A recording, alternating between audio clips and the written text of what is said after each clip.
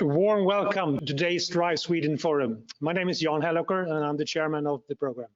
And I'm Sophie Wennersten and I'm the program director for Drive Sweden. We know many of you are joining us for the first time, so let me just recap the basics. Drive Sweden is a strategic innovation program, partly funded by the Swedish innovation agencies that you see behind on this slide. They have challenged us to drive the development towards sustainable mobility solutions by inviting all relevant stakeholders to collaborate on creating and demonstrating efficient, automated and shared and connected mobility systems and services. Yes, and we are very glad that Drive Sweden Forum has become a natural meeting place for the transport and mobility sector. And this time is the first time that we broadcast it as a digital conference. And we broadcast from Lindholmen Science Park in Gothenburg. And we hesitated a lot because a lot of the aim with the Drive Sweden Forum is, of course, to get people to get together and meet and talk during breaks and so on. And not only present results and outlooks and so on, but this time it was absolutely possible, as you understand. So just to show you, since you can't really see who's present today, we made this slide. So there are 450 registered participants and 25 of them are from outside of Sweden. And 24 countries are represented among the audience, and there are 25 speakers. So I think it shows a little bit of the interest in this area. Yes, and this was the partner. So we are very happy with the international interest in our program and with all the partners around the globe in 16 countries, as you can see here. So being restricted today to a virtual forum here, we decided that we should use that fact to our advantage and focus the program on looking at what's happening around the world. Therefore, the theme will be transformation of the mobility system, but looking at it as a global challenge. And yes, but it's not only about internationalization, even if it's important. It's also about having the right mix of actors involved. And I think if you look at this picture, it might seem that yes, there are a lot of industry, and it might seem imbalanced because we have a lot of industry actors, but we also have societal actors in academia, of course. But as you see here, it's a broad range of various suppliers and service providers, and it takes a lot of different actors to design an integrated mobility system. So I think that makes more sense. Some housekeeping questions or instructions before we move on here. You have a question box on your screen, on your cell phone or on your computer, and please use that and post your question that you have to any of the speakers. You won't see the results being typed immediately and no one else will see that, but we will pick it up here in the studio in Gothenburg and bring it up as time allows here as we move on in the agenda. So be active, ask a lot of questions. We look forward to that dialogue even in this virtual forum. And you see here behind us the schedule for today. If you want more details, you can have a look at the Drive Sweden website, where you see all the speakers and so on. But the three blocks that we will go through today, we will start with we will follow the sun, you could say. So we start with Asia, we move on to Europe, and then North America towards the afternoon. But first, I think we are all set to invite our keynote speaker for today. And we are very happy to introduce Mrs. Lena Eriksson, who is the General Director for the Swedish Transport Administration. And Lena will join us and talk about the importance of cooperation between authorities, industry and academia within various research and innovation, and how we together can drive new mobility solutions to address the current transportation challenges and the since long time ongoing climate crisis or challenge. So warm welcome, Lena Eriksson, to Drive Sweden Forum. Thank you very much. I hope you can see and hear me well. And thank you for inviting me and giving me this opportunity to open Drive Sweden Forum 2020. It's an honor. I can't avoid starting reflecting on the current pandemic. We are living in a strange and unpredicted time. Society are changing all around the world, and ours is not an exception. We are getting used to phenomena such as physical distance, walking, biking, and riding scooters in our cities, socializing with our loved one, as well as running our businesses with both domestic and international, using digital tools, etc.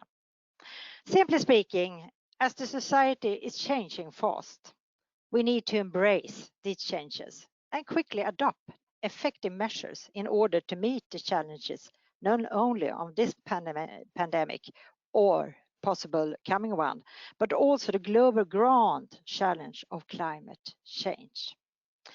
This, however, raises questions about future accessibility and mobility, such as, are we going to see new type of transport patterns? Will the demand of transport solution be different due to changed behavior in the future? Do we have to reconsider the public transport concept to be able to provide safe distance? How can we reallocate spaces in the cities for pedestrians, cycles, cars, etc.? To answer these questions and find out about the possible effective measures, innovative solutions are needed to deal with the current and the future transportation challenges. Collaboration between the society and the business community at national and international level are essential in order to transforming the society and the mobility system, especially in times like this. The gained experience from these last couple of months have amplified the importance of research and innovation within areas of not only life science, but also artificial intelligence, data sharing, automation, and regulation. Progressive research and innovation program as Drive Sweden are playing and will play an important role by bringing together partners from different countries, business areas, and industry. We as Transport Administration are responsible for long-term planning of the transport system for all types of traffic, as well as for building, operating, and maintaining the public roads and railways. In this role, we need to contribute to incremental and radical innovation together with other players and other countries. One good example of international collaboration is the novel collaboration between the Land Transport Authority in Singapore and the Swedish Transport Administration in Sweden.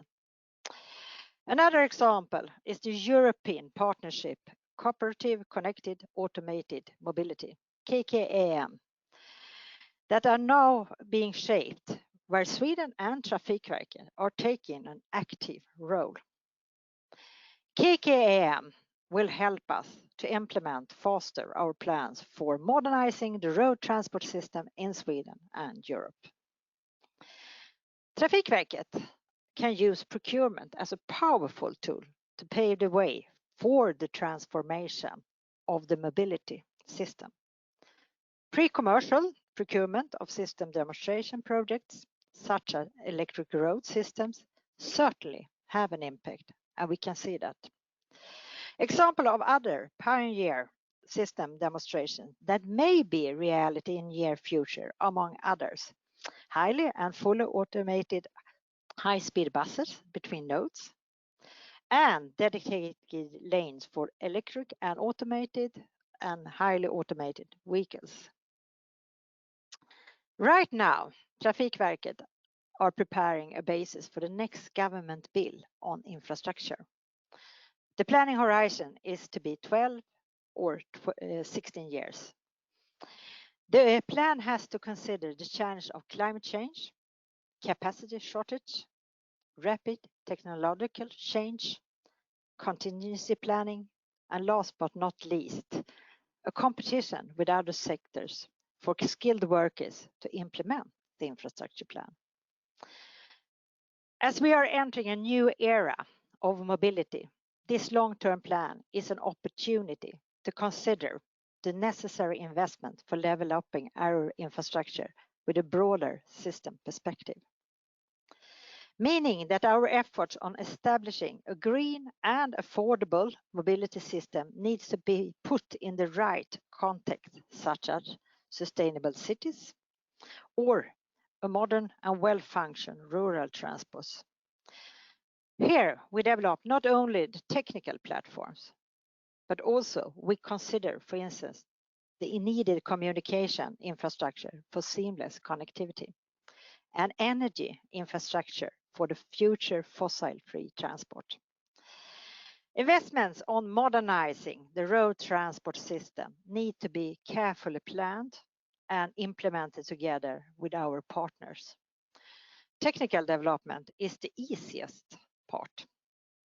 To succeed with implementation of new mobility solution, we need also to develop new business models, improve or modernize regulation.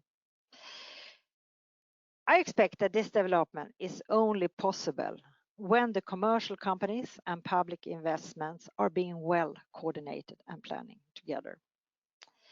Finally, I am hopeful that we are fully capable of building the future that we would like to have, not the one we get.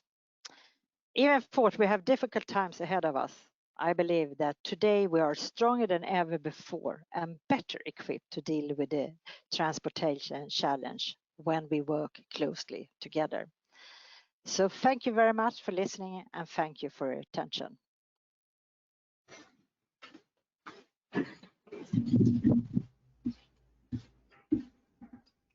Thank you very much, Lena, for this very good introduction, and especially very interesting also to hear how you see your contribution from the Swedish Transport Administration to the whole system.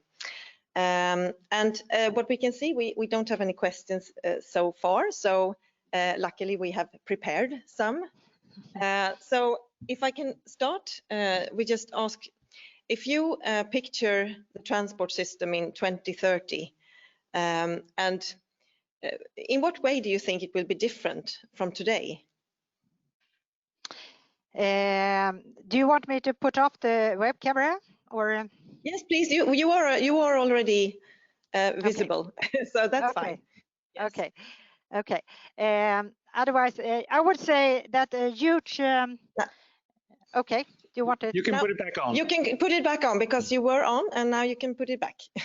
Okay. I got a message. That's perfect. That's perfect. Good. I would like to say that we have a huge challenge if you look at our goal, very ambitious goal to reduce the CO2 emission. And looking both at the Agenda 2030 and if I look at the situation here in Sweden, we have even more ambitious goals connected to that. We can only reach that if we work very closely together. And I think it's really important that we also use all the opportunities we have with the new technology, because there are solutions there. But we can't only do that looking at only focus on new technology. It's also very important that we also look at what kind of different business models would we have, and also to modernize the regulations so we actually are able to implement this new technology. And a key success there is really, I would like to underline that, the cooperation between the public administration, between the industry and the academia, that we work very closely together, because there's not very much time left actually. It's only 10 years ahead of us. We are in 2030. It's also, I think it's important that we look at what are the most efficient solution we can get, that with this can meet not only to reduce the CO2 emission, but also can meet, for example, how can we have more livable cities to also contribute to health and to also a more effective transportation system. There are a lot of opportunities, but there are also some challenges. Yes, thank you. And it's interesting that you mentioned both business models and policy, because those are, of course, very important focus areas for us in Sweden, together with the technical development. And another area that we had a meeting in yesterday is the theme area on society planning. And there was a discussion in that meeting around, you were mentioning this livable cities and so on, but also about the importance of the rural transportation. And especially we in Sweden have, of course, a lot of rural transports. So how do you see the development there from the Swedish Transport Administration? Do you see more focus, or yes, would you like to say something about it? No, I think you're perfectly right. It's really important, not only looking at the cities, because we had of course, if you look back, we had a development of urbanization, a lot of people moving to the cities or the outskirts of the cities. But if you look at, for example, a country like Sweden, but also other countries, we have a lot of our industry in the rural areas, and people also living there, and they are completely depending on the road system. So I think it's really, really important to see what you can do also on the rural transport, both to get it more efficient, but also see how you can reduce the CO2 emissions, of course, from the fleet, but also see how we can modernize the system in itself. Transport on demand, for example, how more automated a more automated fleet could contribute, for example. So there are also, it's very important also to look at the rural transport system, and especially in countries like Sweden. We have a strong forest industry, we have the iron ore, for example, we have steel industry, etc. So we are really, really depending on that we have a good rural transport system. And also I think it's also important for an acceptance in the society. We can see sometimes a polarizing between the cities and the rural areas. And to avoid that, it's really important also that we have a lot of focus also on the rural areas. Yes, and to create understanding between and help each other instead of polarizing. Yes. Yeah. We have an interesting question from the audience here. Andreas Kopp is asking, referring to your presentation here, the collaboration across public and private actors, as you suggested, includes multiple different policy areas. So how is Trafikverket working with other public agencies to, as you put it, modernize regulation? How is this cooperation possible between different public agencies and industry and academia? Would you want to elaborate on that? Yes, absolutely. We have a close cooperation with other public authorities. One example is when we're looking at energy and energy system. We have a very close cooperation with the authorities responsible for that. So we have different, depending on what kind of question we are talking about. There is a close cooperation with other authorities, as well as the region and municipalities. And to have a close cooperation with the regions and municipalities is, I would say, very important when we come to spatial planning, for example, to see the opportunities in the cities, for example, but also in the rural areas. So we have, I would say, we have a tradition in Trafikverket to have a close cooperation with other authorities, but in the future I can see that that's even more important, both government-owned, but also regions and municipalities. Mm-hmm. And we may want to insert a comment there that later on the agenda today we will speak about working with, experimenting with policies around the European continent here. So we'll get back to this topic later on. Maybe a final question then from our side. You saw the ecosystem we've built around the mobility questions here in Sweden and how we're also reaching abroad now. Is there something in particular that you would like to pass on to us for our coming work? Is something that we should prioritize? We've been mentioning policies and business models and society planning, and yes, what do you think we should make with what we have built here? I think you're already doing a lot of things in the right way. I think it's as I said, the close cooperation is a key success. If you're looking at how we, even in Sweden, for example, it's a very small country, how we have been able to succeed in a lot of areas. It's been very important to have this cooperation between, as I mentioned, the public administrations, the industry, and academia. So that's to continue like that. And as you already mentioned, I think it's important. Sometimes we have been very focused on the technical solutions of different kinds. I think it's also important to put on board, as you said, the policy, but also the business models and see how we can. So we actually are able also to implement the good things we are seeing. Otherwise, we probably get stuck in different kind of projects. It's also important to see that we actually are able to implement it and see it in a broader scale. So that's important, I think. Otherwise, I think we had. I really like this idea of this ecosystem, and I think you had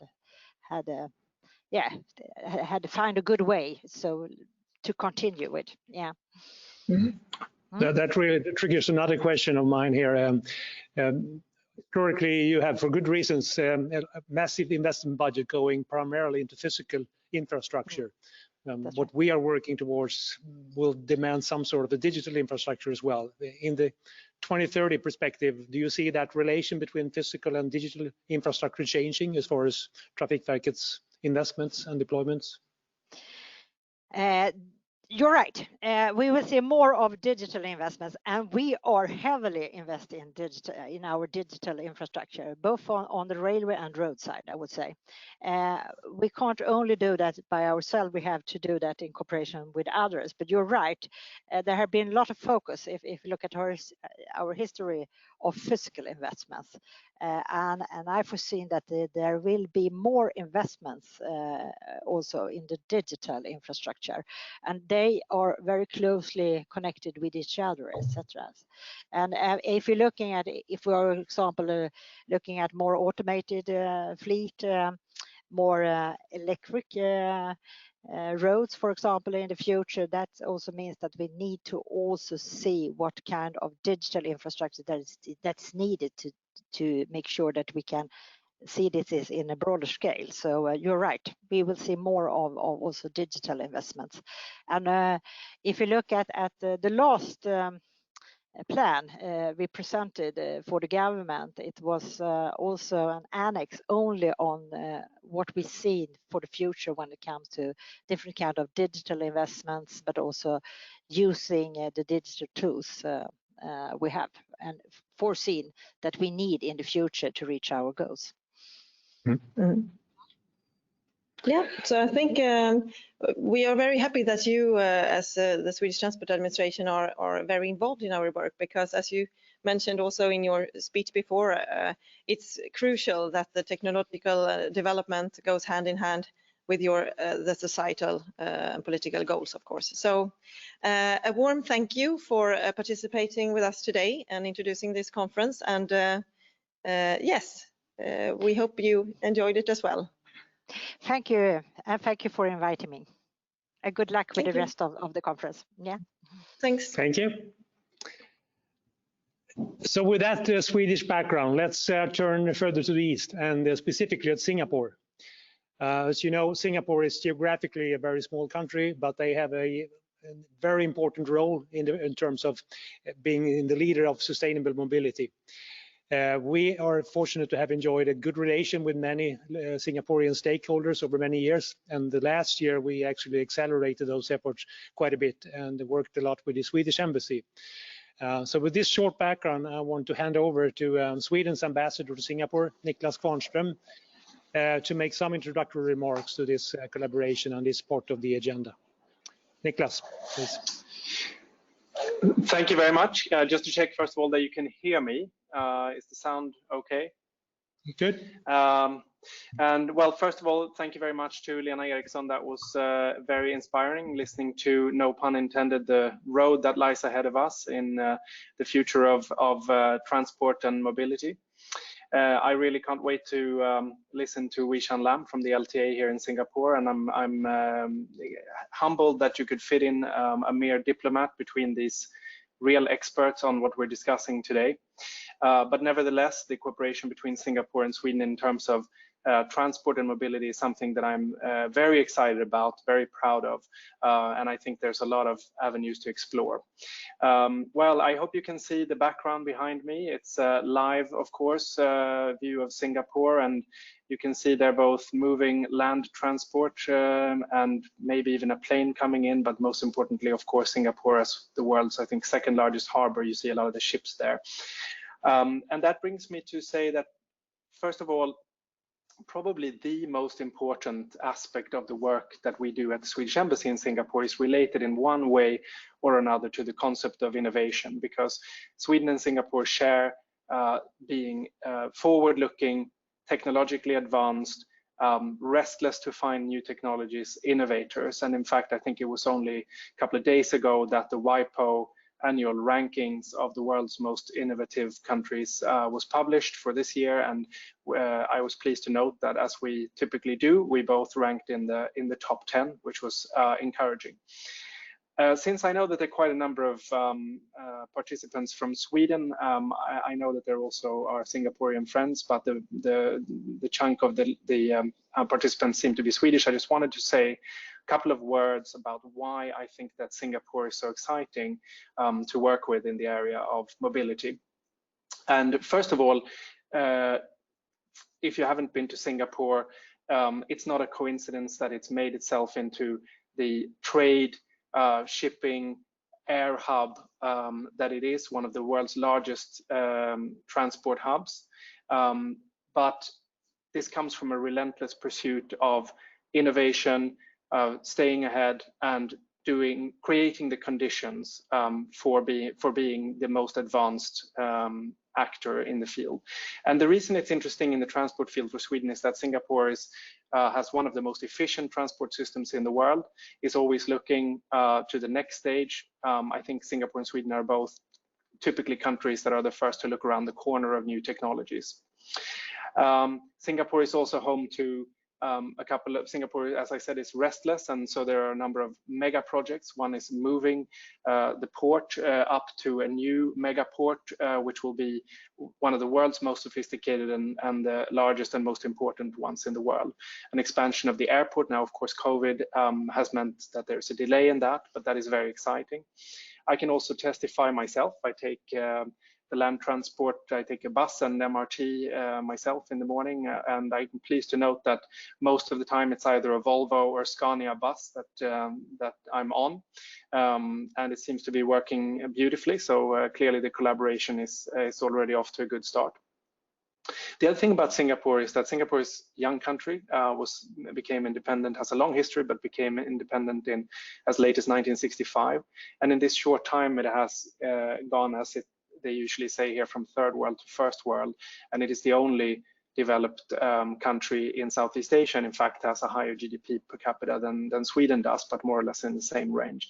But what's impressive has been the focus on science, research, technology, and now 2 universities ranking, I think, joint 12th in the world in one ranking here in Singapore that we collaborate with a lot. And so there's also a deep Swedish-Singaporean innovation partnership across a number of areas. And in the same way that we in Sweden are very proud of our cooperation between our world-class academic institutions and the government and the private sector, we also have similar collaborations here in Singapore. So, for example, at the NTU University, we have the WASP project, and Saab has a joint lab. Ericsson just was fortunate enough, or skillful enough, I should say, since they have the best technology, to win the 5G contract with Singtel, the largest operator here in Singapore. So that opens up another exciting avenue. And of course, this technology is also key to mobility in the future. Sweden and Singapore has defense technology cooperation since decades back as well, which is a factor in terms of building our relationship. I would also say that specifically in the transport area, we are very compatible. There are a number of aspects to that compatibility. First of all, we're on the government side, I'm a government representative, and I think that when it comes to transport, both the Swedish government and the local governments that run the transport systems and Singapore, we're focused on making the future of transport safe, efficient, reliable, digital, and of course with the latest, including things like AI, software, and mobile technology, the most technologically advanced, to the benefit of the citizens, because I think that's a very important thing. Mobility, after all, is about how we work, how we trade, how we live. So it couldn't be in a more important area.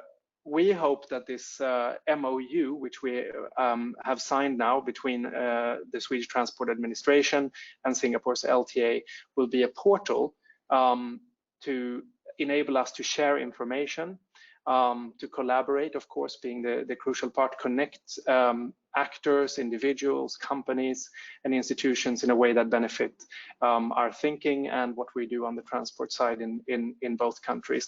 And of course, making that not only advanced, but also a sustainable type of transport. What I would like to say about the MOU itself, which I think is significant, is that it's a fairly wide range.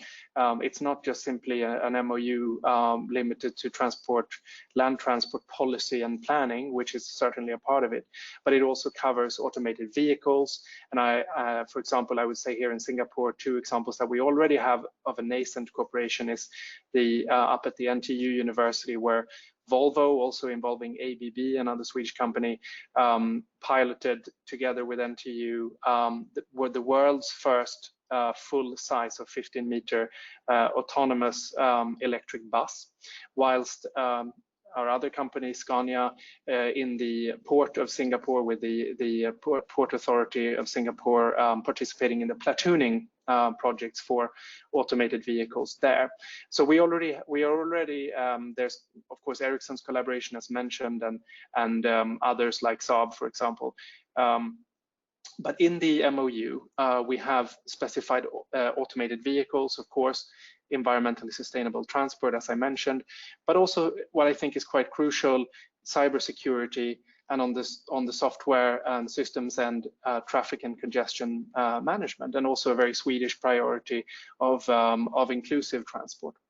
So with that introduction, I would just conclude by saying I'm very, very excited that we can work together on this, projects that help us being leaders in innovation, and projects that help contribute to good lives for our citizens. So, and that's what governments should work for.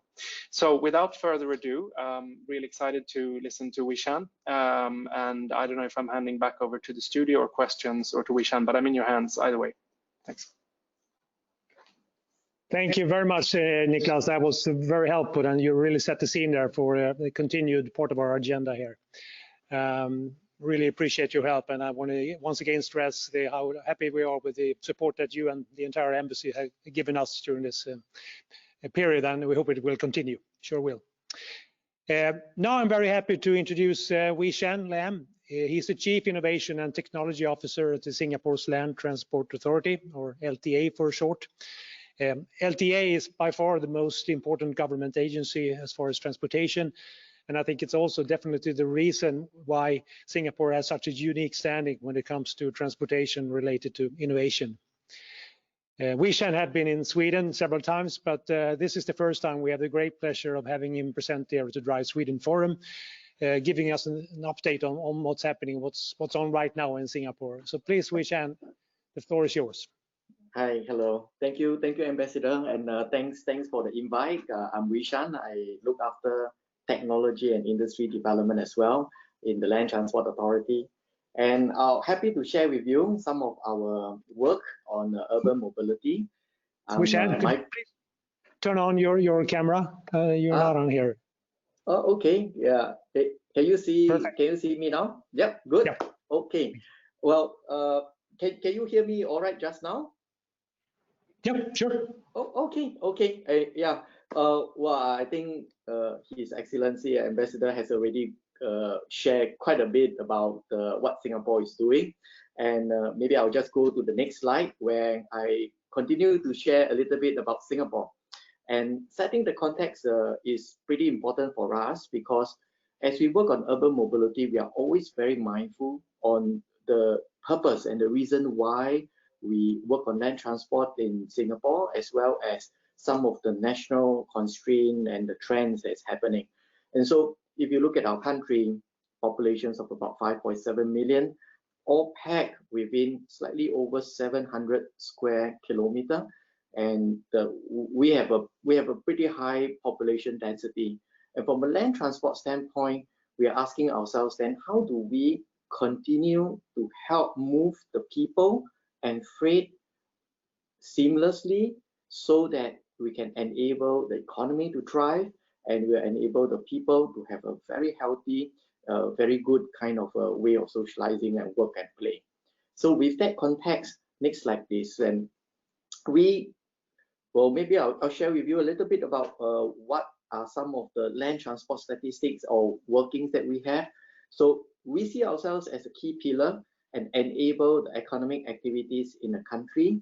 We are not contributing directly in a high percentage of the GDP, but in terms of supporting people and goods to move around, we have to undertake this very important task.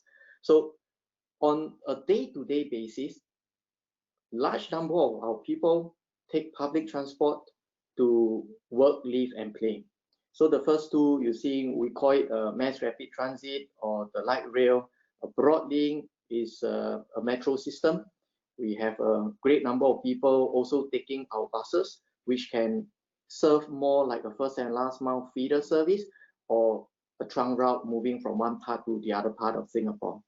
P2P stands for point to point, and that includes taxi, and also have private hire cars like the likes of Grab and Gojek, and their Uber, basically Uber service to our people.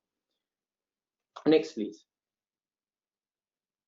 So bearing in mind that context, we ask ourselves, how do we continue to position ourselves to move the people and goods around in the future 10, 20, 30 years or even longer? And we are mindful that there are certain constraints that we have been working on and and we will continue to have to manage these constraints. One of the constraints is the growing and also aging populations. And what that means to us when we look at land transport is we're going to increasingly cater to elderly populations who still need to move around, and how do we enable them to move around freely using our public transport, moving from where they live to their social nodes and so on and so forth. And also increasingly there are some shift in the travel demands, and especially this year when we're talking about COVID situation, we see quite a big shift.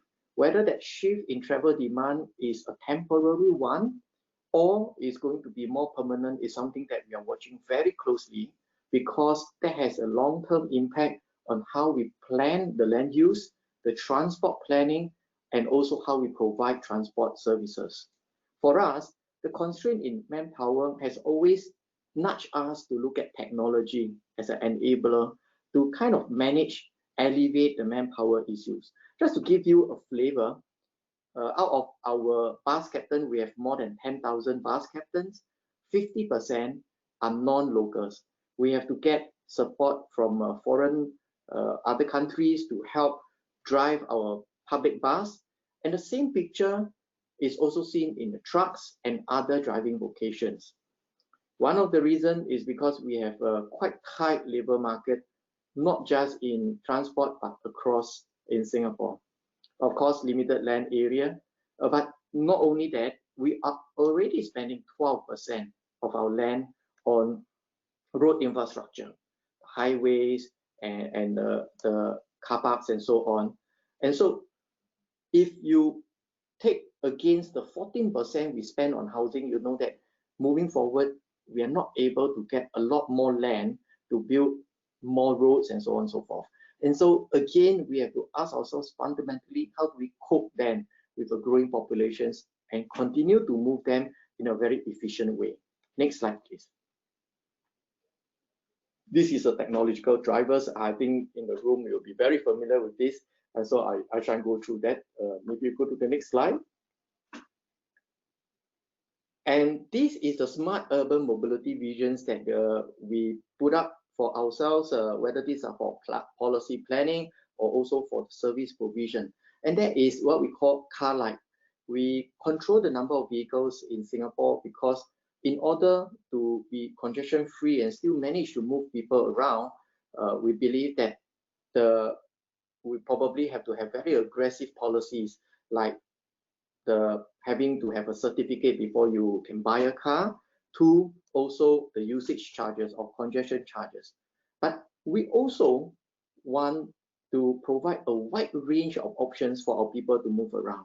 So walking if they can, cycle, ride public transport, and I would also add that ride shared transport. And these hopefully can then be done all in a very resource efficient manner, because many of those are provided by using public funds. Next slide, please. So last year, we rolled out this Land Transport Master Plan 2040. We have been doing Land Transport Master Plan typically around 5 years or so.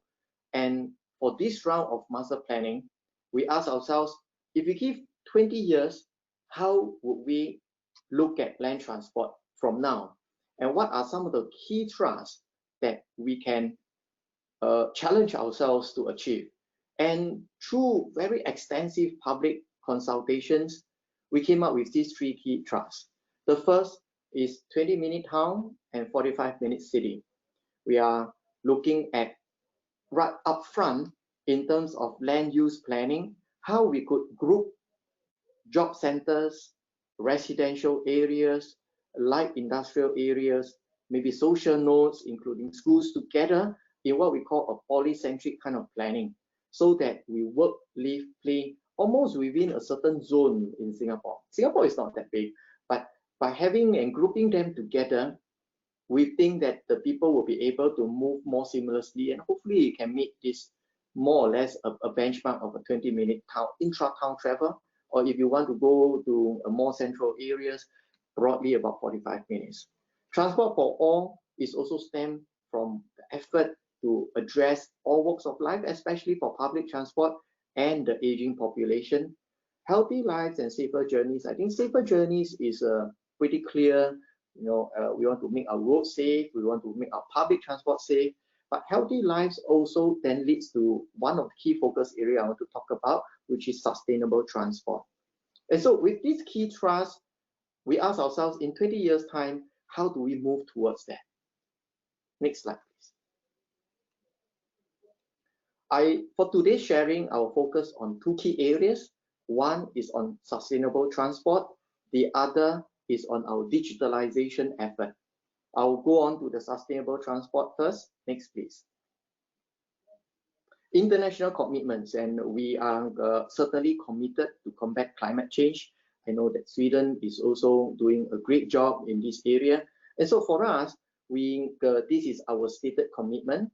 And we see the reductions in emissions largely in 3 ways. We recognize that land transport, because of the volume, is actually quite a key emissions contributor. And so we certainly can do our fair share on this. Next slide, please. So for us, in the land transport perspective, towards a greener and more energy efficient land transport comes in 3 main ways. The first way is to encourage our people to take the more efficient mode of transport when they move around. And to us, that is clearly walking, cycling, and the use of public transport. We work on it for the many years. We strengthen our public transport service provision, and we are also increasingly seeing how the shared transport, which is the taxis, the PHCs, also play a key role in that. And the second key thrust is then, how do we encourage people to walk and cycle? How can we then help reduce the motorized trips? And lastly, what are the other ways to improve energy efficiencies?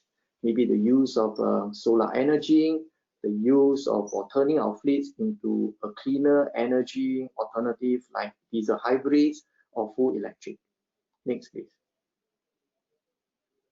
So first, I talk about improving public transport provisions.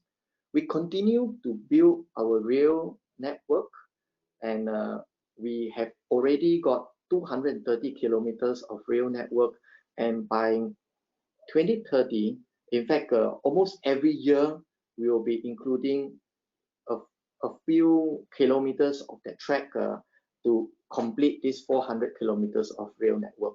And this is particularly important because in the past, where we have more radio kind of rail network, we realize that when there is a real disruption, it then disrupts the social and the community life quite a bit. And by then building up the rail network, crisscrossing them, not only are we helping to connect more places to good transport nodes, we are also building resiliency in our rail network. And that's very important if you want to nudge people to use more public transport. To augment this, if you see rail as a hub, then the bus network is the spoke that completes this hub and spoke model that we have. So we injected more buses and we group them into what we call bus packages. And with that, we throw it out, we call a tender, and for the operators to provide a service to run the number of buses for each depot, for each contract, to make sure that they bring the people, collect the demand, and bring them to the hub, which is the MRT stations, and also then to move them to complete the first and last mile. Next, please. During this trying period, the COVID situations, we also trying to do our part to continue to make public transport safe. And some of the initiatives that we have done is as follows. We carry out cleaning regime, we trial different, be it cleaning chemicals, be it different ways to sanitize the whole place. We support contact tracing so that if there's any COVID patients found, that quickly facilitate the contact tracing so that we can then narrow down and isolate if there's any public transport workers that is contracted.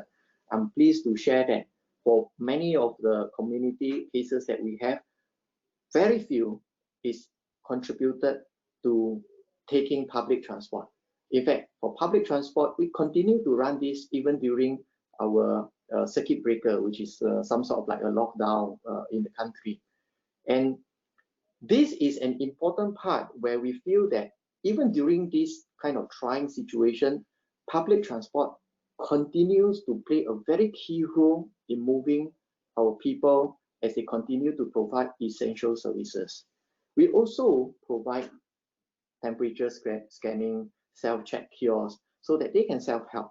And we share with the commuters that wear a mask during the public transit, which is a transient time. Try not to communicate so that we can keep this at bay. Next, please. Now I talk about how we encourage more active mode of transport. Currently, we have about 440 kilometers of cycling network, and we're going to increase that. In 10 years' time, we're going to increase to 1,000 kilometers. So we have brought forward our plans, and we have committed Singapore dollars $1 billion to build cycling path so that we help people to move around in a more efficient way. Not only that, we have been doing what we call a sheltered walkway program. Some of you who have been to Singapore will know that our climate is one where we have torrential rain that comes quite suddenly and lasts for a certain period of time. And well, if people want to continue to move from where they stay, where they work, to the transport nodes, we want to do what we can to maybe give them a certain better way to move around. Sheltered walkway is a good way to move, to allow people to still have very seamless movement, especially for the last 400 meters, 200 meters, depending on where the social nodes and the transport nodes are. Next, please. On the transport side, the vehicle side of things, we have done a few things. We work with Polaris, which is a French company, to start an electric vehicle car sharing program. The idea is to introduce 1,000 shared full electric vehicles. Today we have about 670 of them in a car sharing, in an A to B kind of car sharing mode. And by building up to 2,000 charging points, that forms in a way a national charging infrastructure. We don't have that many electric vehicles in Singapore as compared to Sweden, but there's always this chicken and egg issue, right? Well, whether we should get more fully electric vehicles in countries through incentives, or should we build up the infrastructure and how we can also help the charging operators kind of sustain this business. So by having this electric vehicle car sharing program, by having a nationwide charging infrastructure, not that many, but to start off 2,000 charging points, we believe that at least there are some form of infrastructure, and as there are more full electric vehicles coming in, we can then scale this infrastructure support. On the other hand, we also have HDD, which is a sister company of BYD from China, coming in, bringing in full electric vehicles to serve as a taxi operator. And they're going to scale their fleet up to 800 electric taxis serving our people. On the public transport front, we have also bought 50 diesel hybrid and 60 electric bus to understand how we would deploy them so that eventually we will scale all our public bus in either diesel hybrid or full electric buses. Happy to share that the diesel hybrid is actually provided by Volvo. Next, please. So these are what we just announced early this year, our electric vehicle vision. By 2014, we work towards phasing out the internal combustion engine vehicles, and the rest of the vehicles will be running on cleaner energy. It could be diesel, it could be full electric, sorry, it could be the diesel hybrid, it could be full electrics, it could be fuel cell also if the technology matures. So that is certainly one lofty vision, I would say, is to turn that around. The public buses, which we have better control, we're certainly going to procure cleaner energy public bus moving on, and expanding the charging network as the electric vehicle fleets continue to increase. Next, please. And looking forward on the use of electric vehicles, then these are some of the ways we will lead by turning our government fleets into the cleaner energy vehicles. We'll certainly encourage adoptions through incentives, through tax breaks, as well as providing the much needed infrastructure. Next, I'll very quickly touch on digitalization effort. Next, please.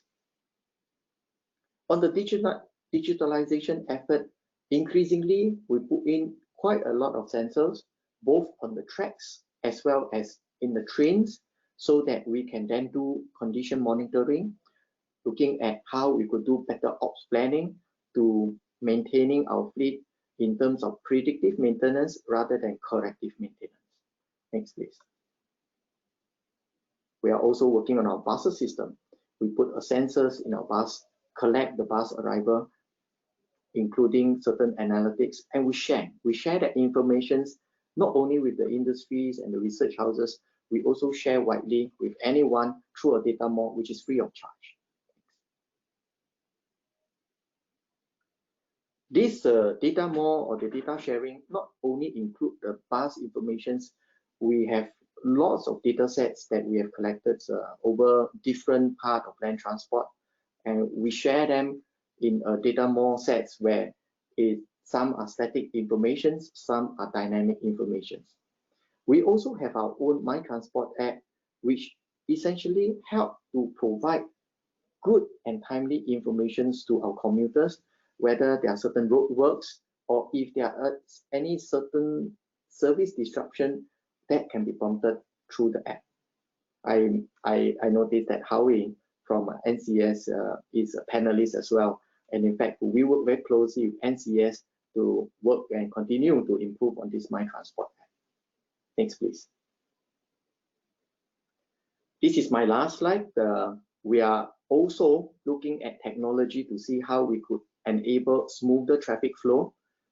In fact, yesterday we just announced that we're going to embark on another key phase of our electronic work pricing or congestion pricing system, where today it is a gantry-based system to a next generation using GNSS system. We will have a transponder of sorts in all Singapore registered vehicles, and that not only enable us to do congestion pricing, the data that is sent back at the aggregated anonymized level will definitely help us do better transport planning, and positive things like how we could enable our traffic lights, which is already adaptive, to be even smarter with the anticipation of certain traffic conditions, is something that we certainly look forward to. So I broadly share some of the work that we have done here, and happy to take questions. Thank you.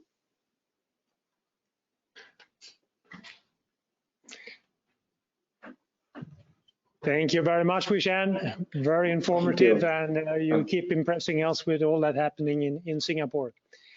I want to pose one question that came in from Tom Alkim at the European Commission, and I think he speaks for anyone having grown up in Northern Europe and have visited Singapore. He's asking, you're looking to increase active transports like walking and biking, but having experienced that firsthand while being in Singapore, he seems to question whether that's possible. So is this something that you need to be used to living in Singapore, or is it more of a is it climate or is it physical? Well, I thank you for the question. In Singapore, I should put it. So I thank you for the questions, and indeed it is pretty challenging to encourage people to walk and cycle in Singapore, and that's why it is not surprising that just not too long ago, 5 years ago, our active mobility modal share is less than 5%. When we ask around, what is the main mode of transport that will bring you from one place to another in your daily commute, walking and cycling only command 5% of the modal share. And we want to increase that more. So we know that the weather is a big challenge, and that's why just now I mentioned about embarking on sheltered walkway program. That's one. Paving the way so that the cycling and all those is smoother. That's another. And we tried all kinds of technology, to be honest, right? From topless bike sharing to personal mobility devices or the e-scooters. And we constantly have to manage between one, what the technology could offer us, what the new business model could offer us vis-a-vis safety. So we try to embrace technology, and should that pose any safety hazards or considerations, we then have to balance it, and we see how to constantly help people move around. So I see a much bigger take-up rate now, and from previous less than 2% to now 5% or so. So that's encouraging. We'll continue to do more. We also see that there's a new form of delivery, where you have a Uber Eats kind of a concept here in Singapore as well. I'll see people using such a mobility to move around, especially during the COVID situation. Very good. Thank you. We have another question quickly. We're running a little bit behind now, but I'm going to post that as well from Kiriko Ibrahim. What is Singapore's vision regarding commercial trucks, both heavy duty and in the city? Well, urban logistics is certainly a big area that we look into. So if you are asking if the vision is on, say, sustainable transport that I focus on, certainly we also want to encourage, especially fleet operators, to turn to cleaner energy alternatives. Like, so that is one. But urban logistics, when we look at the vision, we have both the land use and how they provide the business concept, and overlay with vehicle movement, with our new generation electronic road pricing system, where they have a transponder there, vehicle movements information could be shared with the fleet operator so that they can optimize it. And so from a transport side, that's also a very exciting piece.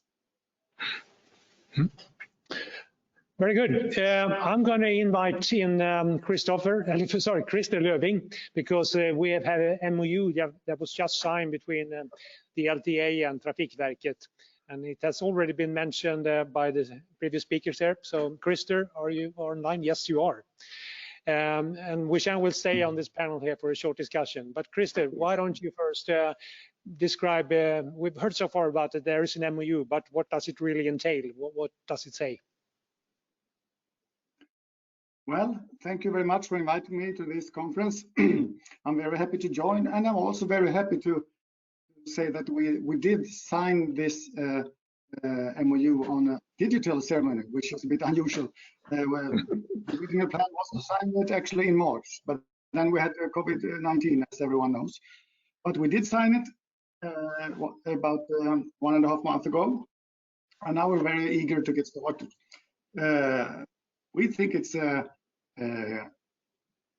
great MOU for Trafikverket, for the Swedish Transport Administration, because we believe that Singapore is one of the world leaders in the transformation of the mobility system. And I think Mr. Lam has just showed why. All these impressive plans that you have, the holistic approach that you also so well described, and also the large-scale demonstrator. So we are very much looking forward to work, and we think that we hopefully together can get stronger and learn from each other and go further in development of the new system. When it comes to what areas are included, some of them have already been mentioned. Of course, we will like to look into the transport policy and planning questions. That's the basic. Compare and see what we can learn from each other. Automated vehicles, another important subject that has been mentioned, and environmental sustainable transport for sure also. We also include the new emerging mobility as one subject. Inclusive transport was also mentioned. We have traffic and congestion management, and we have cyber security. But we also state in this MOU that there is no limit. We can add topics if we think that we have something else that we would like to dig into. And how will we cooperate on this? I think there will be various ways to cooperate. We will have probably seminars, workshops, study visits, perhaps some projects, knowledge sharing. And also, I hope that we can, when we have workshops, also invite other parties to the benefit of the knowledge and to move on ahead. So that is very briefly what we are just about to start now. And so the next step is to, I guess, detail sort of a work plan for the work. I know that you are personally. I know that you are personally involved in these kind of relations or bilateral agreements with other states around the world, other countries around the world. Do you have any comments on Singapore? Was it an easy decision for you to accept that invitation that came?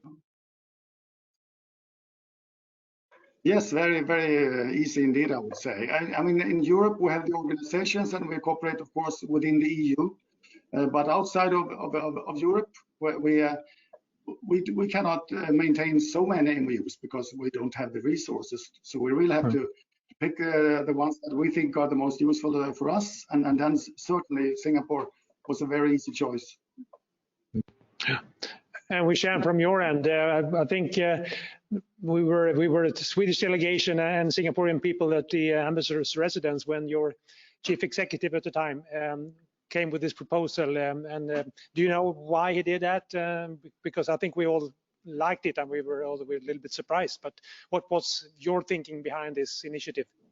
Yeah, well, first of all, we are delighted to have this MOU, because this is a start of a very we look forward to a very close partnership with our counterpart.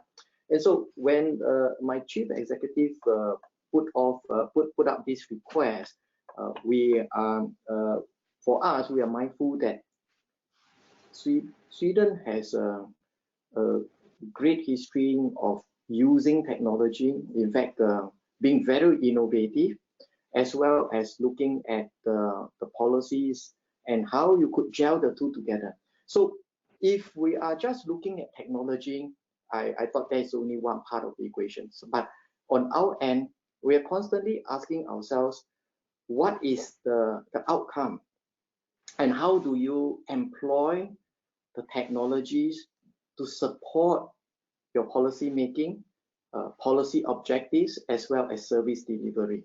I think this is one where we could certainly learn a lot from STA, because this is an area where our scope are similar. And being in the different environment, while the weather could be different, for example, but a lot of our policy considerations and our service delivery are actually similar. And second is, we are mindful that being small and in Singapore, where we tend to work on the different issues, we also want to constantly keep ourselves abreast with the global happenings. And it's important to identify and recognize that there are very good partners out there who could give us different views, but very thought-provoking to help make our decision-making all the more robust. Very good. So in just a few words, each one of you, what would you hope would have happened thanks to this MOU, say 5 years from now? Krista, you can start. Well, I think we will. I guess I hope that the question of the data collection and the data analysis, that we have moved a lot ahead in that area, and also in the area of cybersecurity, and of course also the automated vehicles will move ahead. So I think we will see that we have a lot of development in those areas. That's my estimation. Do you share that opinion, Mishan? Oh, definitely. And I will add that I look forward to excellent outcome, a very close relationship, which we're happy to share the information, and we look forward to getting advice from Krista as well. And yeah, I think the topics is just there. And with or without MOU, when we share the common belief, I think we will move ahead quite well. Very good. Then I'll thank the two of you for your very good contributions here and comments on this MOU, and we look forward to seeing that materialize. We all know that this is going to be a challenge during the pandemic, but we hope that will be over sooner rather than later, so that we can get together, all of us. So thank you very much. Thank you. Thank you. So Krista and Wishan were representatives from the two main transportation agencies in Sweden and Singapore. We also have a tradition as this forum to invite our partners to present themselves briefly, and we have now very fortunate to have two Singaporean partners that have just joined. So I will start with inviting Wee Meng Lim, who is the CEO of Mobility X, to present what do you do in Singapore, and tell us more about that. Thank you. So a very good morning, good afternoon, and good evening, distinguished guests and participants to this forum. I'm Wee Meng, CEO for Mobility X. So it's been truly an honor to be part of this forum. And thank you for the opportunity to be part of partnership with Drive Sweden.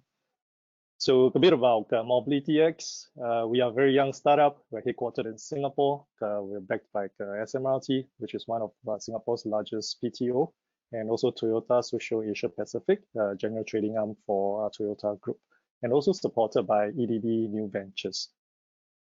At Mobility X, we have seen how the mobility landscape has actually evolved, over the last couple of years, from ride-hailing to shared bicycles to PMDs, e-scooters, And we strongly believe that MaaS can be a game changer, can revolutionize the way people travel by bringing together all these different services and providing that services to our commuters.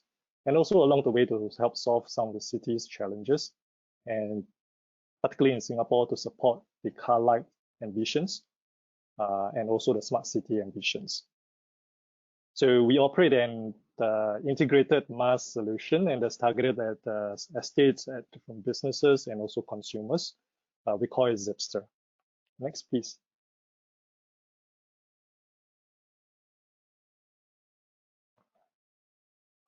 So we believe mobility should be at everybody's fingertips. And about a year back, we launched Zipster, which was Asia's first all-in-one mobility as a service app and payment wallet, as proclaimed by UITP. And we have a single goal, which is really to help commuters to get them from one place to another really effectively, really conveniently, all within a single platform and on a simple premise of planning their journey, making really good decisions with information around costs, routes, carbon footprint, being able to book and pay for their services across a multi-modal journey. So that's really the aspiration for us.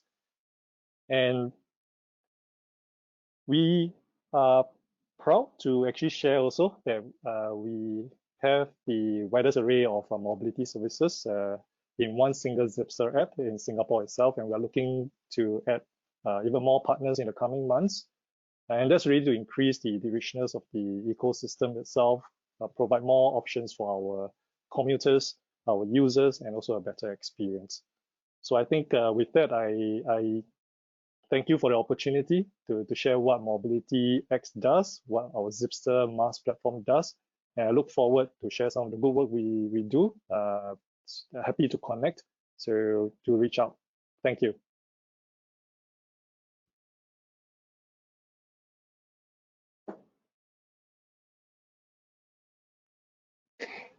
Thank you very much, Wee Meng. Please stay there and we'll see if we have time for questions afterwards. But first I want to invite Howie Sim, who already got a sort of a pre-introduction by Wee Shan here, but please share with us what you do at NCS or what NCS does. Yeah, thank you, Jan. Good morning and good afternoon, depending on where you are. My name is Howie. I'm a VP for Singtel NCS group, basically covering the healthcare and transport vertical. For some of you who may not be familiar with NCS, NCS is actually part of the Singtel group, and its main business is actually providing IT services to our client and customers. Very quickly, I prepared a few slides that actually talk about, who we are and the type of things that we do, and moving forward, what exactly NCS will be heading.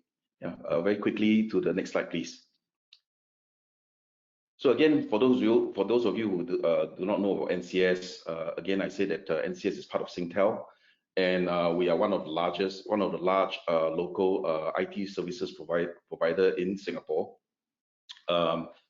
Today, we are about close to 40 years of business history. In fact, next year will be our 40th anniversary. And today, if you look at NCS, we are a $2 billion business and about 10,000 people within Singapore and across the region. About a year and a half ago, we embarked a renewed business strategy and transformation. And as you can see from that transformation, we sort of, in a way, developed a new growth model. And what the growth models entails is reinvent and reimagine public service, not so much on we are trying to influence the Singapore government, but more of our business in the public sector. And the second part is really extend our reach into the commercial sector. And the third part of it is actually really expanding our reach into the region, particularly in Pan Pacific. And to do that, about a year and a half ago, we set up Next Services, which is actually comprises of deep skills and capability around digital, cloud, platform, and cyber, and complement our core traditional application services, infrastructure services, and communication services, help our client transform their organization or operations digitally. Next, please. In terms of our footprint in the region, as you can see here, we're quite a pan-APAC organization. Apart from what you see as location, we support our development, what we call sometimes development or software factory, other than also offices that serve and provide services for our clients in the region. The other part that you can take note is we are also increasingly creating innovation center, what we call the next innovation center in Shenzhen, Melbourne, and Singapore, as what we call the innovation hub. And we believe that in order for an organization like us to be innovative, we need to have enough of the diversity and a mixture of ideas to be able to bring better ideas and better transformation to our client. Next slide, please. In terms of the things that we do in transport, land, air, and sea, these are the samples of things that we are involved in. And I'm very glad that Wishan talked about, a couple of examples that NCS was able to contribute to Land Transport Authority. So in the area of land transport, we are quite deeply involved together with LTA in terms of the motoring area in the creating systems or maintaining systems or generating new ideas where we could actually make a difference in the motorist experience as well as computer experience. Okay, next slide, please. I think when we talk about digital transformation, to the recent COVID situation, NCS was also quite involved in helping the healthcare sector to actually, support the pandemic. And through the period, our client also came to us about how to deal with the pandemic during the COVID lockdown and post-COVID. And during the period of circuit breaker or what we call the lockdown equivalent, our leaders actually kind of coined out a point of view in terms of the digitalization in the post-COVID world. And essentially, we look at three lenses: about touch, about freedom, and also about security. And why is that so? Is because if you look at today, the way we set our business potentially will be impacted by the pandemic and fuel further the digitalization of businesses and operations, right? Be it people, policy, process, as well as culture to technology, right? So a few of our clients actually kind of reach out to us actually to understand how can we actually how they actually digitalize, transform their operation, the business, in a very digitalized way, looking at these three lenses. And last year, I did also presented the emerging technology in that will actually shape the future of transport in the 4 areas around autonomous assets, edge intelligence, 5G connectivity, and AI-like security. And I'm quite heartened to see that as a result of the COVID, when I presented the last time, it was a bit of a fantasy, but as a COVID situation that we are living into now, more and more people are talking about these four key points as an emerging technology.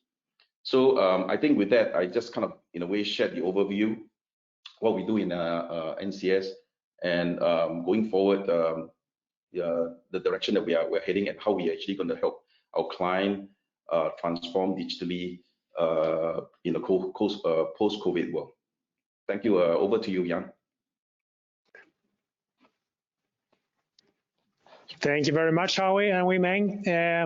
We have one audience question here, and I encourage you to keep typing in those. We love that feedback. It's Nathaniel Tan asking to Wei Meng, do you think Singapore is ready for MaaS? And if not, what do you think can be done to encourage adoption? Thank you. Great question. Yeah. So I think from our perspective, Singapore has all the right ingredients for a MaaS solution, with being a very compact urban city and with the very strong ecosystem of mobility services. We have, the ride-hailing companies, we have the shared bicycles, we have the the electric vehicles, car sharing, car rentals. And to us, from a Zipster Mobility X perspective, I think those are strong, good ingredients for a mass platform. And we do have all these different partners on board. Okay, very good. So we close that part of the agenda, and I want to thank all the speakers from Singapore that have joined us. I want to thank you guys specifically for having become partners of Dry Sweden, and we look forward to future good collaboration with you. And with that, I hand over to Sophie. Yes, thank you. Thank you. And now to the next part. Dry Sweden has not only the role to be an enabler for networking and knowledge sharing and so on, but we also have a lot of projects in our portfolio. And currently there are about 30 ongoing projects in our portfolio. So we've heard a lot today now already about mobility as a service and connected transport systems. And now we will hear from some of our ongoing initiatives connected to these themes. And for Singapore, being a very large city, the potential is obviously there, as we heard. But in Sweden, we have also a lot of smaller towns and mid-sized cities. And how is the potential there? We will now hear about this from Ulrika Lundsnis at the University West here in Sweden. She's a professor in informatics and work integrated learning, and also the project manager for the SESMA project, who focuses on the city of Trollhättan, a bit north of Gothenburg. Warm welcome, Ulrika. Thank you. Thank you so much for being introduced here. I'm very happy to be here and to do my talk here on a small town perspective on shared mobility. We are going actually from Singapore to city of Trollhättan. The talk is based on a research and innovation project called SESMA, that stands for Sharing Economy and Smart Mobility Acceptance. It is run in collaboration with the city municipality of Trollhättan, with the car manufacturing company NEVS, and with RISE Research Institute. And we, as researchers in this project, we come from University West in Sweden, which is one of Sweden's most profile universities, in collaboration with societal actors. Almost all our educational programs and research projects are co-creative and co-productive consortia.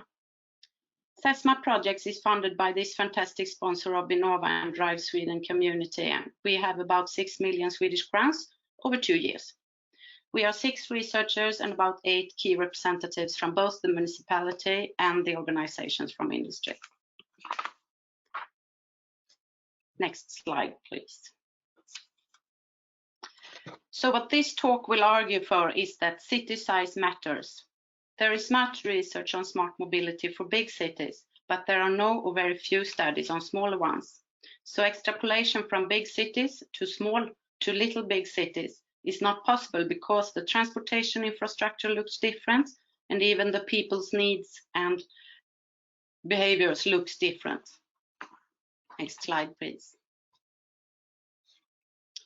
So the case in our project is Trollhättan, a little big city that has 60,000 inhabitants, consists of a city center with many dispersed city districts, plus many smaller urban towns further outside.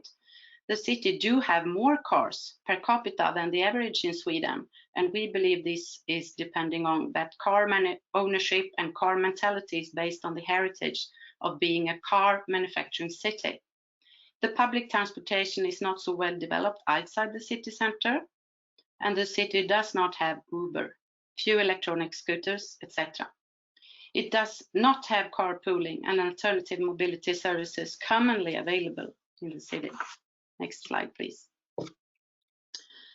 So in the SESMA project, we have 3 goals. The first one, next, please. To develop, please, next. Push. Thank you. To develop a unified business model, to formulate guidelines for urban planning, to design digital applications for shared autonomous electricity-driven and sustainable transport. And our foundation in SESMA is based on 3 foundations. Next push, please. One foundation in SESMA is the mapping of residents' transport behavior in a municipality where the population density is low compared to large cities. Next push, please. Another foundation in SESMA is a focus on acceptance of the digital innovation, which is highly grounded in mobility as a service business model, a subject best explained by sharing economy framework. Next push, please. Our third foundation is to create relationships and experiences together with key stakeholders. And next push, please. And in order to achieve this, we conduct several types of activities. We do ethnographical studies, interviews of qualitative nature, time geography studies, workshops, civic dialogue initiatives, and so on. Next slide, please. So based on our interviews and quotes from our respondents, we have learned some lessons. So we can point out that regardless of socioeconomic background, most people have a relatively mature attitude to car sharing and autonomous cars. But people do have very little knowledge about their costs and expenses related to transport behavior in general, and about costs and expenses related to own car in particular. They often think that smart mobility transportation will be more expensive. That's the myth. Family life and children activities are important daily events. So the quote down here in red, guess who said that? It would suit me perfectly to have a car that does not have a driver. Yes, surprisingly enough, it was a senior citizen. Next slide, please. And talking about senior citizens, we have in this slide a description. Next slide, please. Yes, perfect. A description, or back one, please.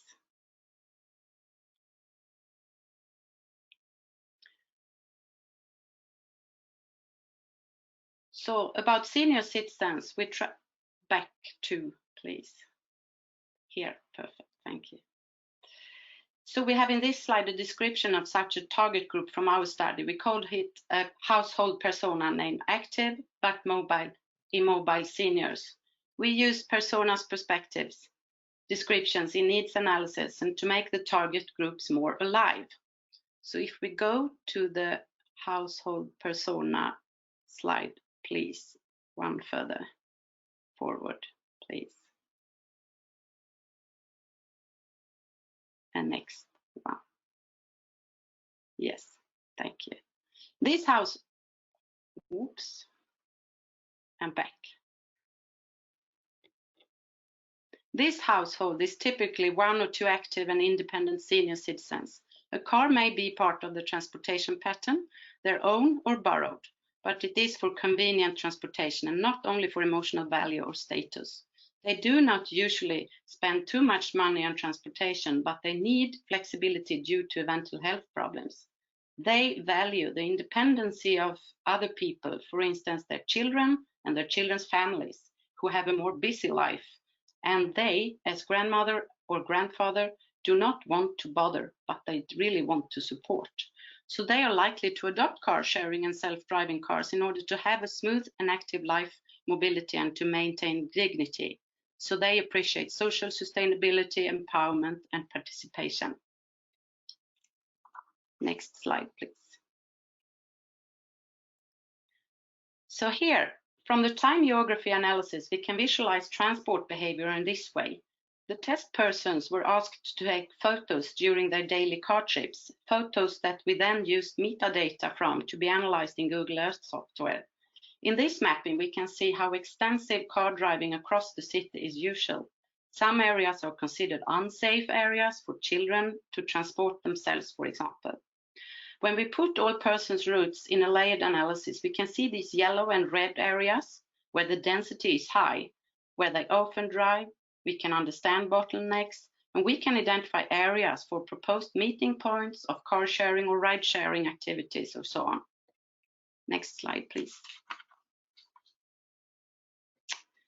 Other activities that we do is to have events with citizen dialogue.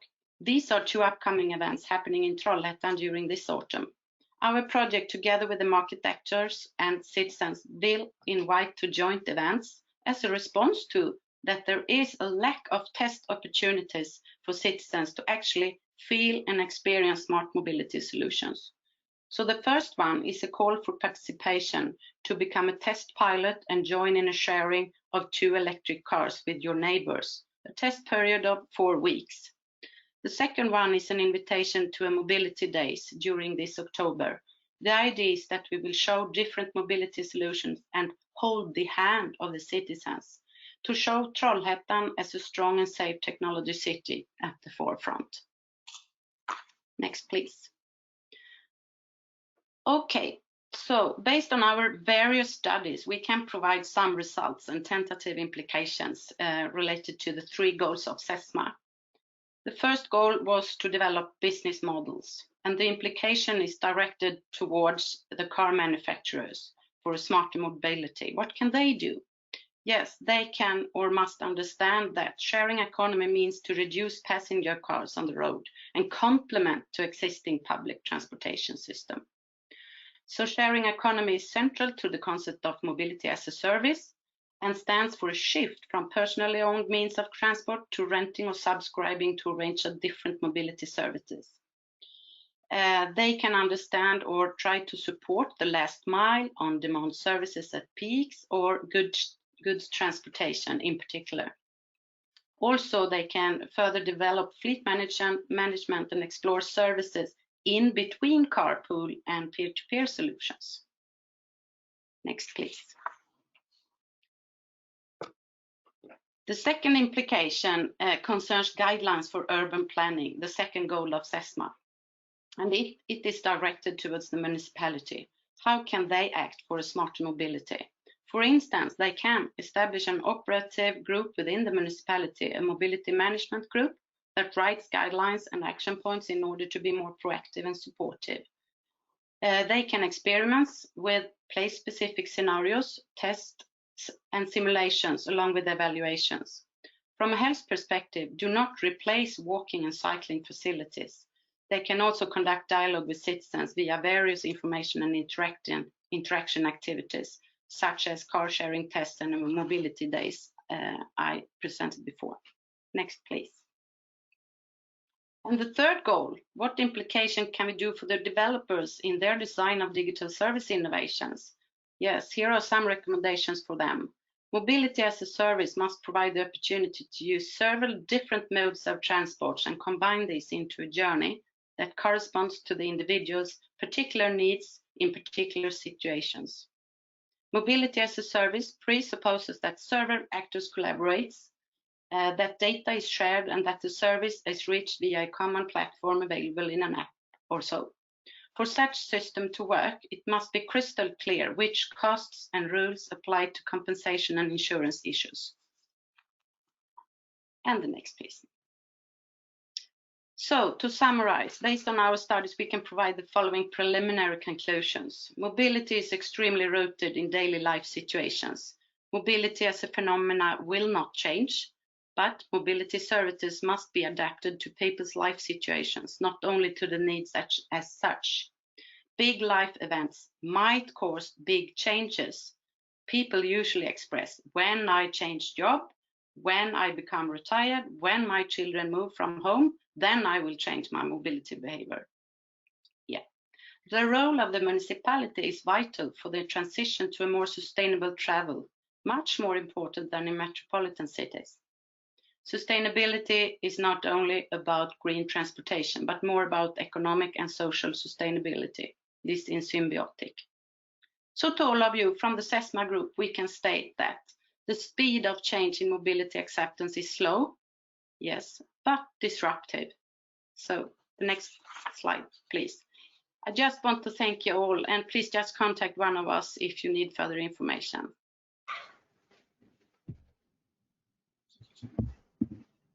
Thank you very much for that, Ulrika, and very interesting for sharing your results, and especially also underlining the need for including the citizens and people into the development of new solutions.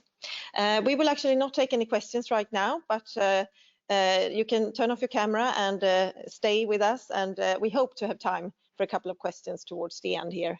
But we move quickly over to the next project presentation, which focuses on combined mobility in Sweden, and it's called Kompis. And Kompis has during the past years developed a Swedish roadmap for mobility as a service and built a very strong network around these questions in Sweden. So a warm welcome to Stephen Saracini, who is the project leader for Kompis, working here at RISE, with me here in the studio. Thank you for the introduction. Just wait for my slides, I think. Hello, everyone, and good morning, good afternoon, or good evening, depending on where you are. So I'm the project leader for Kompis. I work in the Research Institutes of Sweden as a senior researcher there. For those that perhaps don't know about Kompis, I thought I would provide a quick background as to what it actually is. It's, as Sophie mentioned, a roadmap and also a project that was initiated by the Swedish government, a collaborative group called Next Generation Travel and Transportation. It's a project that is under Drive Sweden. It's also financed by Vinnova, and it aims to support the development of combined mobility, or what we call MAS level 2/3 within Sweden, and to some extent internationally. The main objectives of the Kompis project can be found in the roadmap, which is available for download. The most recent version was revised in 2018. And to quickly summarize what the roadmap contains, it consists of 3 different phases, which are shown here in the vertical columns. The first phase is about laying the foundations for combined mobility across Sweden. The second is about establishment and implementation of mobility as a service. And then the third phase is about transformation and focusing on a transition towards more shared services and so on. The timeline for this, the roadmap aims towards 2027. So we have altogether it was 10 years. Originally, we have 7 years left, which is fairly ambitious. I should also add that the roadmap consists of 5 different themes. The first theme is summarized as business and digital infrastructure. And we have a theme that focuses on policy and regulatory frameworks, also physical infrastructure. Perhaps the main emphasis within Kompis so far has been on pilots and implementation, which I'll come back to in a second. Then we also have some work on studying the impacts from a sustainability perspective of different combined mobility pilots. And then finally, we have a theme which targets collaborative networks and communication, about building the social capital required to get combined mobility off the ground. So the overarching vision is that focuses on shared mobility as a first choice within Sweden. And there are some quantitative goals linked to the roadmap. These are all targets for 2027. So by then, we hope that 50% of the Swedish population will have access to sustainable combined mobility services, and that these will be a sort of plausible, affordable, and desirable alternative to private car ownership. By then, we also hope that 25% of the population will actually use these services, to the extent that accessibility will have improved within and between different regions within the country. And then the next goal is really about sort of commercial and industry related stuff. We hope that the roadmap will support growth and innovation among different companies that are focusing on combined mobility in different ways. And then finally, we hope to have a positive climate impact. So we hope to reduce climatic emissions by 15%. In addition to these targets, there are also some softer targets linked to the sort of reduced need for parking infrastructure, reduced congestion, supporting the drive towards more attractive cities. And then also focusing on non-urban areas, so either peri-urban or rural areas where we'd like to improve accessibility for citizens. The next few slides are a quick update on what we've done so far within the project. We're currently nearing the end of the first phase. And within this first phase, we have a host of different pilots that have been set up. either directly through Compass or through related funding programs. And these can be split into two sort of groups. So those combined mobility pilots that focus on urban areas and those which target rural areas. In both of these, there is quite a nice mix between different sort of targets, different perspectives, different customer segmentations, and different technologies being used. So some examples: a Ubigo Stockholm pilot focuses on the B2C segment. This is really mass for the general public, if you put it crudely. In others, there is a focus on a B2B segment where employees or employers and employees are included. One of the pilots includes autonomous vehicles or vehicle technology. And then the one right at the top there called Nomad,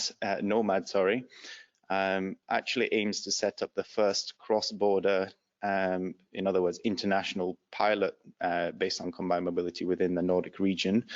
I personally work in that project, and I can say it's quite largely affected by the pandemic. Trying to sell the concept of cross-border shared mobility is difficult during these times. And similar things can be said of the rural mass projects. Some of these focus on the B2C segment. The one right at the bottom there called Mobibi is focused on tourists. So we have quite a nice mix there, and we expect this to grow even further in the next months and years. Aside from pilots, we also have this collaborative network for different types of practitioners within combined mobility, public decision makers, and also researchers. And we call this Compass meetups. These are sort of periodic events where people get together and we have different presentations, workshops, etc. Until now, there have been 8 meetups. Over 700 visitors have attended. And of those, 350 or above are actually unique visitors. We have quite a wide spread of different organizations. So the meetups so far in evaluations have been warmly welcomed by our target groups. And then finally, we've been working quite hard on assessment activities. So within Compass, there is actually a budget reserved for designing an assessment framework for looking at the sustainability impacts of Compass pilots or combined mobility pilots more broadly. In conjunction with this, we have a framework with different KPIs. We have different data collection techniques, and these are linked to a national database where we aim to store data and facilitate comparative assessments. In conjunction with this, there is another project which was recently granted funding called Seamless, where the analysis of this data will actually be done. And this is done at 3 different levels: a micro level that focuses on individual travelers, a meso level of different organizations, including service providers, and then a more fluid macro level, which includes cities, regions, and nations, where we use data at the previous 2 levels to do some kind of modeling to understand what are the actual impacts across different sustainability dimensions. So here we hope to do national but also international assessments. We're trying to collect data from pilots all over Europe and even the world. Just to finish off, I thought I'd mention what the next steps are within the Compass project. So as I mentioned twice, I think we're nearing the end of phase 1. At present, we're working on the next phase. So part of that is to revise the roadmap in connection with many of our project stakeholders. And phase 2, if and hopefully when we're successful in launching this, will start next year and run for a further 3 years. One of the key elements that we have to focus on in the next phase is on implementation. So there is a general feeling among some of our project stakeholders that we need to go away from experimentation and trialing different types of services now, and move towards a more wide-scale implementation. And this we aim to do in a few different ways. A couple of them are listed here. One is to have more stricter targets and goals linked to what we want to achieve with Compass. And perhaps the more important thing is to try and overcome some of the barriers and obstacles to ecosystem integration. This means creating the right set of policies and institutional frameworks to allow commercial operators to design their own services and scale these. It also means getting the right actors around the table to have discussions with the broader Compass consortium on what needs to be done to really scale this from different perspectives. So I'll wind things up there. Thank you very much. If you'd like to see more about Compass, you can go into our website here, or you can drop me an email. Thank you very much, Stephen, for that very good update, both results and future plans.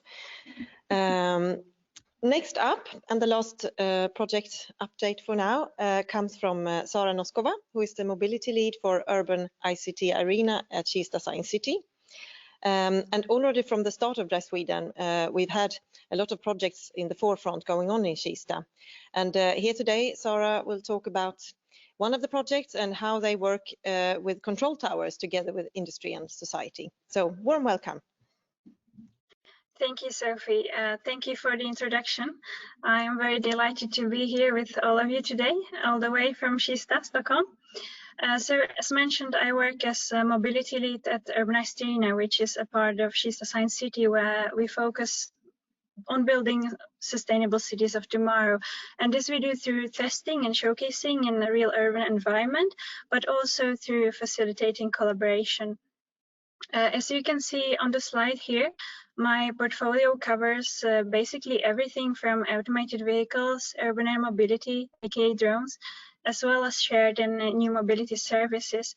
And now you might ask yourselves, how is this relevant to the theme of commercialization of traffic towers in Sweden? And well, what all of these have in common is actually the added value and the impact that traffic towers bring to the table. So imagine a city where a drone flies between hospitals, delivering organs and blood in minutes, while communicating with the autonomous public transport and also connected pedestrians at the same time. So all of this will be possible through traffic control tower systems, and we will also be able to manage various fleets, both on the ground and in the air, to ensure sustainable, efficient and safe mobility even at urban cores, which is of course not an easy task. One case demonstrating that this is actually possible and in full implementation in real urban environment as we speak is our initiative called 5G Ride, which started earlier this year. And within 5G Ride, which would not have happened without the support of Dry Sweden and Vinnova, we are now able to take the next step towards the development and commercialization of the traffic towers. So all of this is with focus on ensuring well-operating connected system with public transport in focus. So the main goal that we have is to highlight the connection between the control tower through 5G and the possibility of safe ride as a result. And in this aspect, we will also be actually one of the first players in the world to test and implement this new system with connected vehicles and monitoring and support from the control tower. As you can imagine, testing, implementing and especially scaling up traffic tower systems requires a broad collaboration between state-of-the-art companies, the public sector, academia and also the citizens. Therefore, as shown here in the picture, our core consortium covers various pieces of the technological puzzle to develop this new connected transport system. One could also claim that today's self-driving vehicles often lack the technology to read the environment and to make the right decision at the right time. So this results in a room for improvement in regards to both the speed but also the travel experience. And therefore, the added value of the 5G Ride is the possibility to essentially take the next step towards the development of self-driving vehicles. And how do we we do that? Well, partially through 5G connection, as you can see here. As you imagine, a 5G network has many unique technical properties, including extremely high data speeds, also combined with short response times.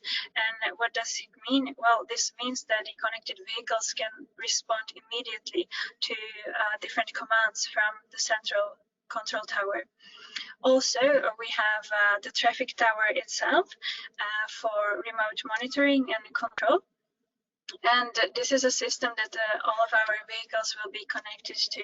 So what Traffic Tower does is enabling automated transport through everything from fleet management, connectivity management, also fleet connectivity, geofence, also positioning, V2X interchange, route checklist, and so on and so on.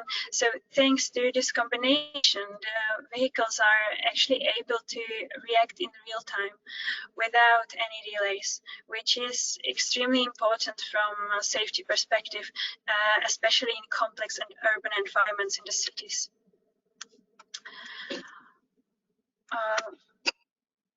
Next slide, please.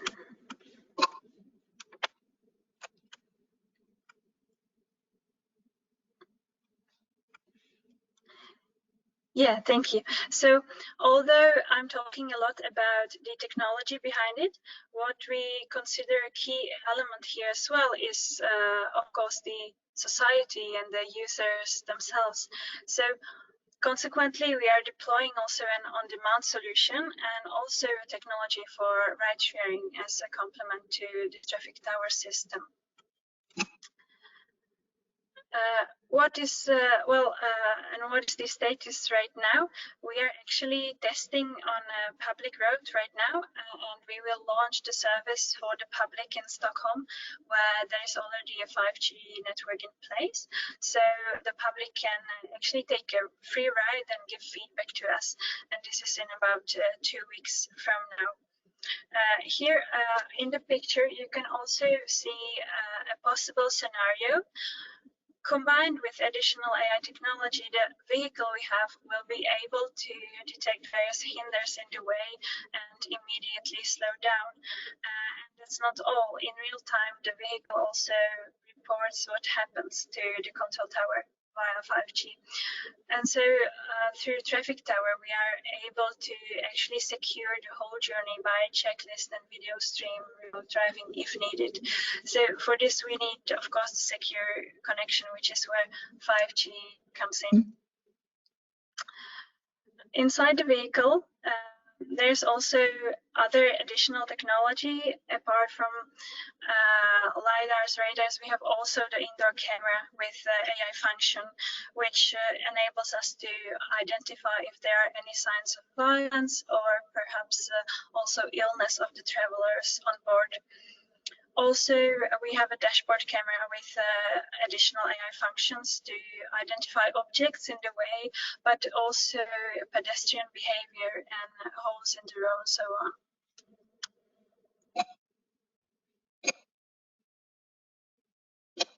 Let me see. Now something's not working right. Can I take the previous slide, please? Yeah.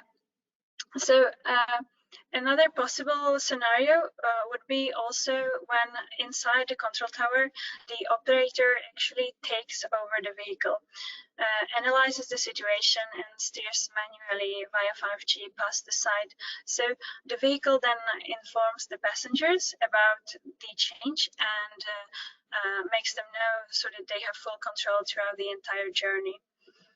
And last but not least, as you can see here, the passengers can talk directly to an operator in the control tower, and this person can answer any journey-related questions. Yeah, next slide, please.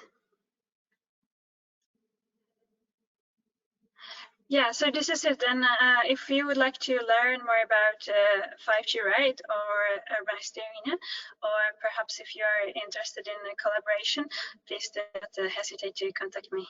Thank you.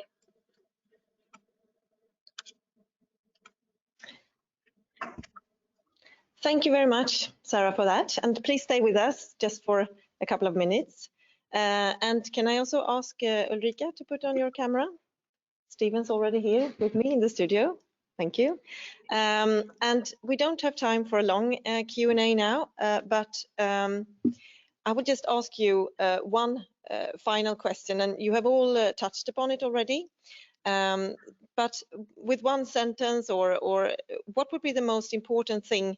How do we go from piloting, which you've all been talking about, into real scale implementation or commercialization?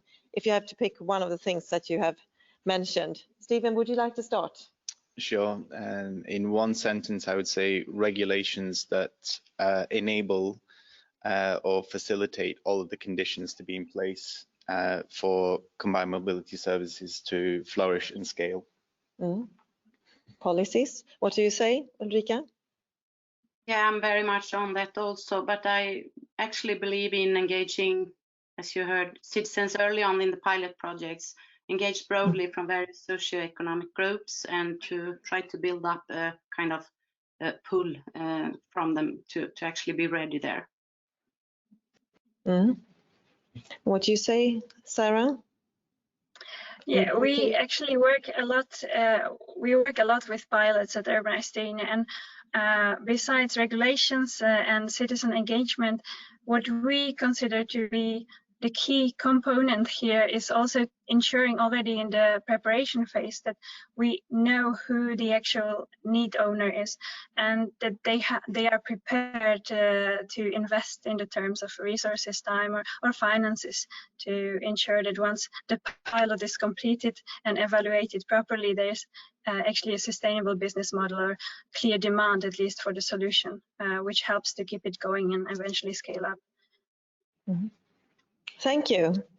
All of you are talking about very important aspects, of course, and very complementary. So I think by that, I would like to thank you all for participating and sharing your project results so far. Yes, we will leave the floor to my colleague again, Janne. Thank you, Stephen. Yeah, we're just up for taking a break, but we have some bonus entertainment to offer you. If you don't have to leave your desk or your computer or what you're looking in right now, there's a chance to watch a movie during the break. Because last year, Drive Sweden sponsored two filmmakers, David and Hijin Hodge, to finalize their documentary Life on Wheels. It tells a very interesting story about how the car has changed our cities, but also is describing what we can do about that to make it turn it into a better place than it is today. So again, this is a 55-minute movie. If you want to enjoy it, please do. And otherwise, we'll see you back here in 1 hour at 2 o'clock European time sharp. Thank you very much. 1 o'clock. Well, 1 o'clock. 1 o'clock. Now, now we're very confused. Yep. At 1 o'clock. 1 o'clock. And thank you for all the questions that you have posed. And we are sorry that we were a bit short on time and couldn't bring all of them up. But I would just also say that don't hesitate to get in touch with the speakers afterwards if you want more information about what we're doing. So 1 o'clock. Thank you. 1 o'clock it is. Yes.